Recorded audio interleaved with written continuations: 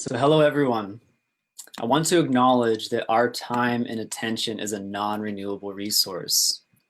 We don't know how much of it we have, and so we choose to be intentional. I'm delighted and grateful to be sharing this moment together with you. Cheers to our beloved community. In order to build on our ancestors, help us currently, and provide a better world for future generations, we must consider our problematic cultural beliefs that hinder our emotional healing. Number one, control your emotions. This is commonly done through intentional breathing, escape and distraction, addictions and obsessions, and many more. Number two, emotional wounds are complicated, take a long time to heal, or they can never heal. This can be seen through trauma, grief, aggression, and many more. Number three, logic will resolve emotional blocks. Number four, if I am offended, then it's the offender's fault. All four of these are speaking to fear. Fear is the root of personal and communal tensions. Love, however, is abundant when fears are integrated. So how do we build a coherent community that empowers individuals to integrate their fears and uncover their emotional brilliance?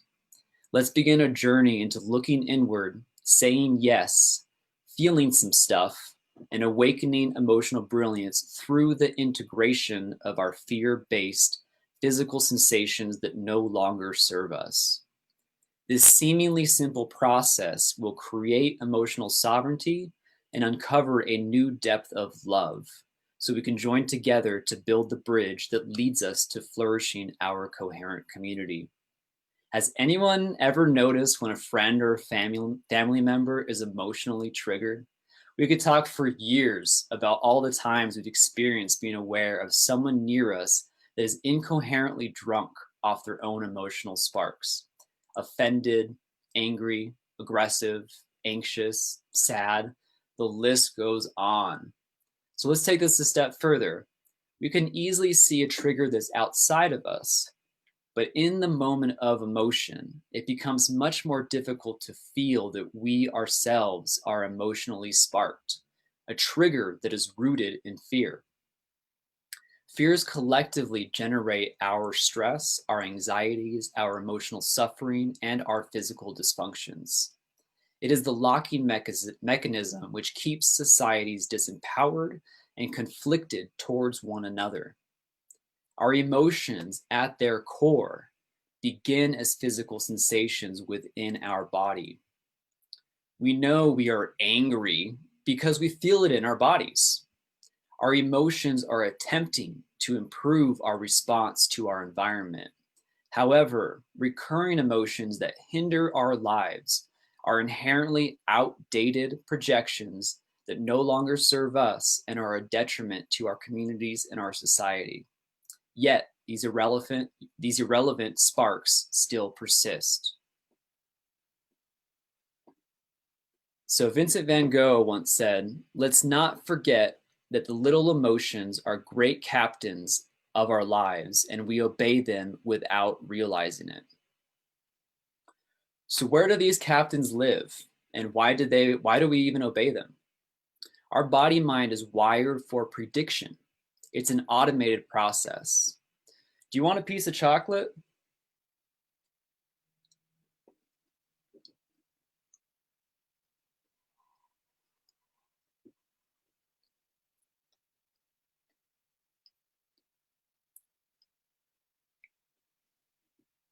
How was that?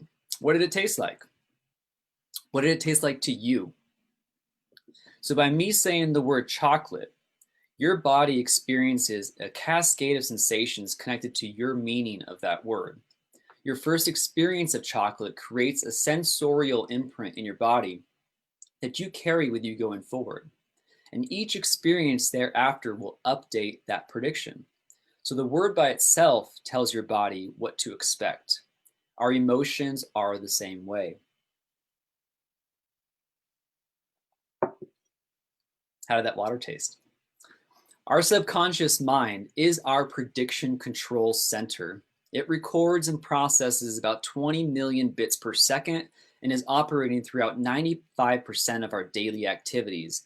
This is the heart of our obsolete emotional reactions that our loved ones are so accustomed to, and yet we have difficulty to see them ourselves. In comparison, our conscious mind only contributes to 5% of our lived experiences, processing at a mere 40 bits per second. I'm certain that those who practice mindfulness increase the power of their conscious mind. However, when it comes to emotions, the data is out. We are overpowered by our predictive emotional reactions. This is why we see ourselves want to act better, but stress occurs and we quickly obey our captains. So I must reiterate, 20 million versus 40. What? So let's compare a real life visual example.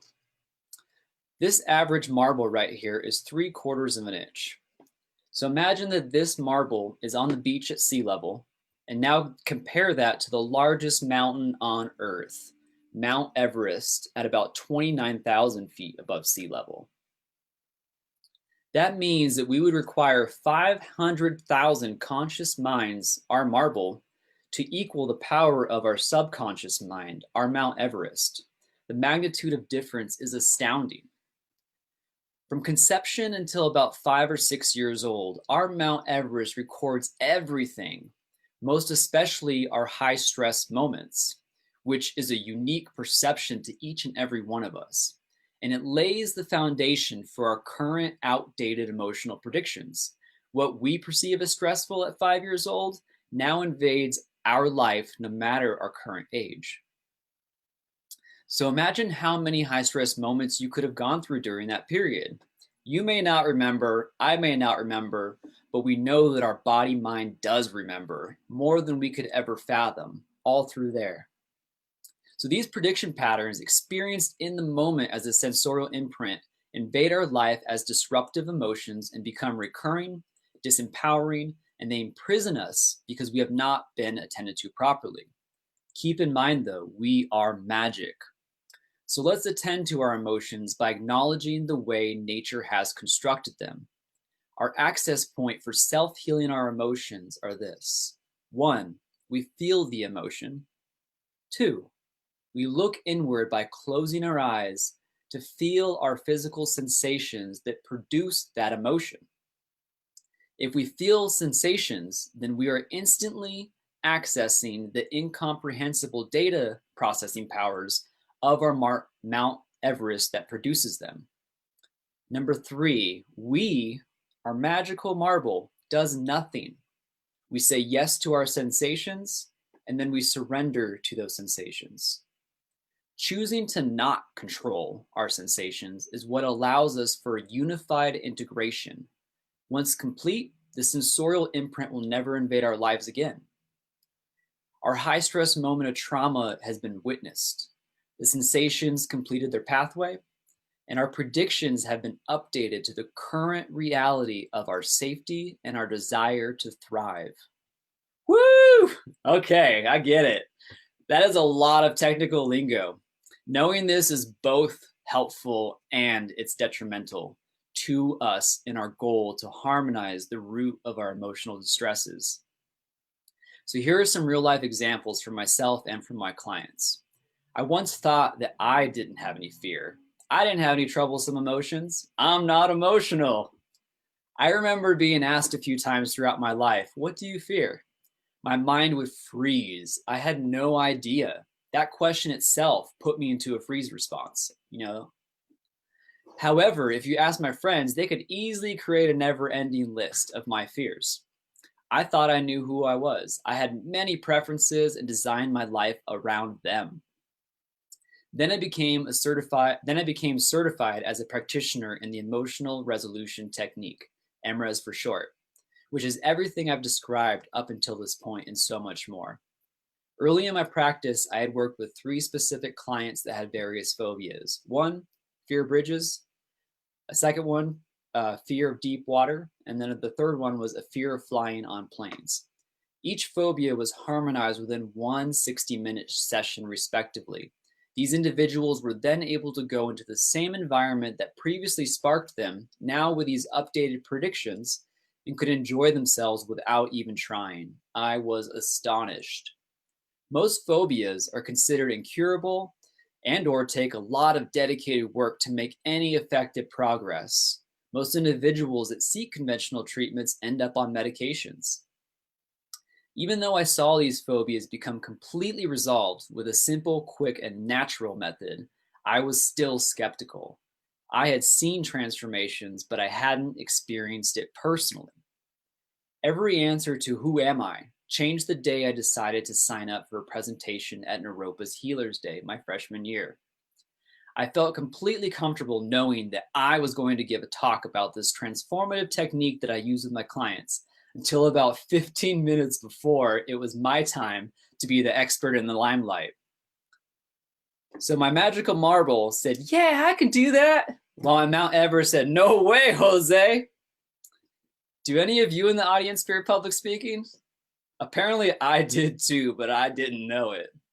So a pivotal point occurred moments before showtime. I've become aware that I'm anxious. I'm having a disruptive emotional spark. I'm triggered. Hey, I know what to do. So I close my eyes. I feel my sensations. I felt tightness in my throat. My stomach felt tight. I felt really dizzy. And I said yes to these sensations. I did nothing. Slowly, the sensations changed. The tightness went away. My stomach no longer was tense. And I felt calm. So I opened my eyes. So my physical sensations moved around and did some things until no more things happened. I felt a sense of calm, and my body became quiet and content. This happened in less than 30 seconds. For real. I began my talk, and to my surprise, I did not have any of my well-known anxieties that I previously had to spend my resources controlling. Now with these updated projections, I could feel my body and think clearly. I was calm, and I knew what I wanted to say. I spoke at a tempo that made sense. I actually felt invigorated. I finally experienced what my clients had embodied, a newly integrated version of myself. This is emotional brilliance. This is emotional sovereignty. I am magic, and so are you. Ever since harmonizing my anxiety spark, I have said yes to obsolete fear-invoking environments. I now know on an embodied level that fear controlled my life, and it still does. And I have complete confidence that I can integrate the fears that conflict with who I am and who I desire to become. I now let life come to me. I see how my body responds, and I attend to my sensations as the emotions arrive. Emotional sovereignty transported me into being a leader for a student group, into speaking on the Naropa U podcast, and into freelancing my dream business, things that I know my outdated, fear-based sensations would have stopped me from doing. I'm here today, an expert in the limelight, as a testament to the self-healing capacities of our bodies. Let's all quicken our healing and shorten our suffering. We have the technology within us, and those around us deserve this from us. Our world deserves this and is in desperate need. When we heal our emotions on the sensorial level, we inherently help to heal others in that process. So we're tuning forks, whether we know it or not. Relationships are a spectacular example of this. Our disruptive sparks begin, the torch gets thrown back and forth, and soon both people are on fire, and then the whole house is on fire. However, when one person takes responsibility and chooses sensorial sovereignty, the tone becomes harmonized and their spark subsides. A coherent tone is unearthed from within. Emotions teleport us through the gateway to our sensations, And these become our compass that guides us to uncovering our infinite potential. This counterculture act requires creating space to truly feel our physical sensations. When our sensations complete their pathway, we are then able to re-enter into relationship as a new version of ourselves. We can build relationships where we generously help one another in noticing these sparks in the moment they arise. If we notice it in someone else, chances are we are also sparked. Start where we are. My family and friends and respective audience, you have permission to give me a generous nudge when you notice this in me. I think we all need this. So let's continue working together to disrupt these problematic cultural beliefs and discover genius ways to unify all perspectives that support our emotional empowerment. There is no one person that will provide the answers to our world's problems. And I believe the answers to our world's problems are buried deeply within each of us, muzzled beneath our fears, awaiting our dedicated attention. So as we integrate these fears and support others in doing the same, we will uncover our emotional homeostasis, a feeling of contentment, a feeling of peace within our core. When this homeostatic birthright is collectively utilized, it can then provide us the pathway to creating a community that is conscious of the personal responsibility to integrate emotions that are no longer useful to us or our society.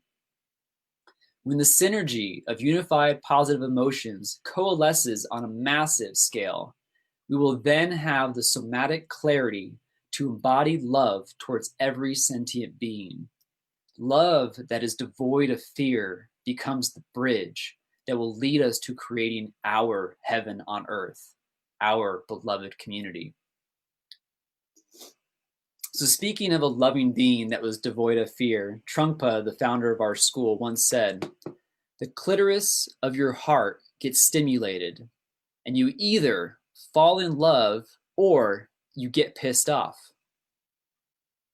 So your Mount Everest will get sparked and choose your reaction on your behalf.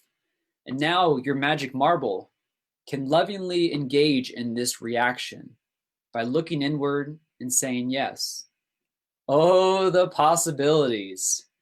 I have provided you an owner's manual to the emotional self-healing biotechnology that is your birthright. This manual does not have any words, and it's full of sensations that are unique to you. It's worth your time to discover what your sensations are trying to tell you. So be curious, have fun, and love on. Thank you.